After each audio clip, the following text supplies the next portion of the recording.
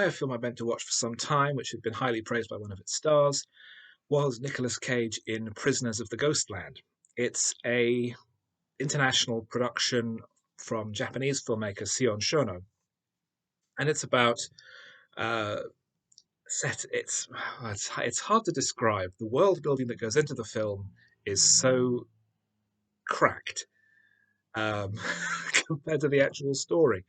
It's set in a kind of pseudo futuristic Western environment in Japan, where a town has been taken over by an evil cowboy type, and he's refashioned it into a kind of samurai meets Wild West town.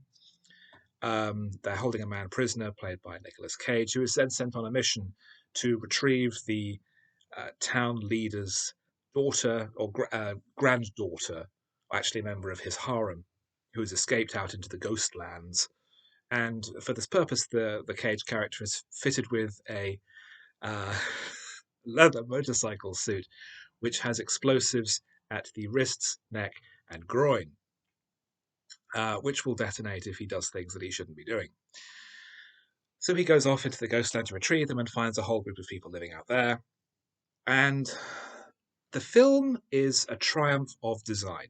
It looks astonishing. The level of detail in the production design, the costume design, the world building, even in the pre-apocalypse scenes, which look fantastically clean and bright and colourful. It looks absolutely fantastic, absolutely sensational. And Nicolas Cage's performance is surprisingly energetic. He, from the start, he appears to have absolutely no patience with anything that's going on.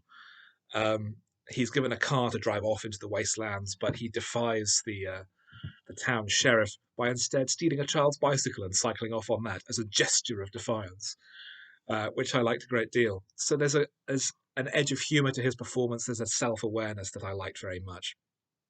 The problem with the film is simply that the basic story is so plain and boring and schematic. He goes off into the wastelands, he retrieves the girl, he persuades the outsiders to rise up against the evil overlord, and they come back and they overthrow him. And that's it.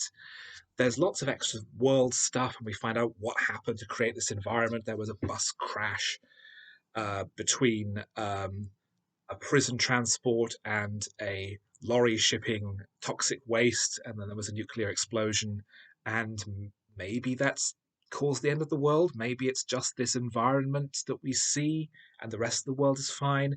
There's no real thought given into it. As I was watching it, the thought occurred that the film is Mad Max crossed with Texas Chainsaw Massacre, but Japanese.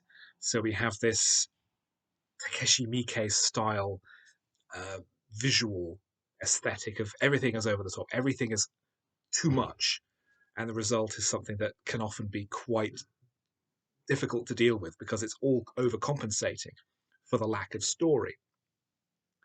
Um, I wouldn't call it wildly entertaining. As I said, it's great to look at. Cage is highly entertaining in the main role, but despite that, it's just not enough movie in this movie, and overcompensating with bright colours and exciting noises doesn't make up for the fact that it really doesn't have anything at its centre.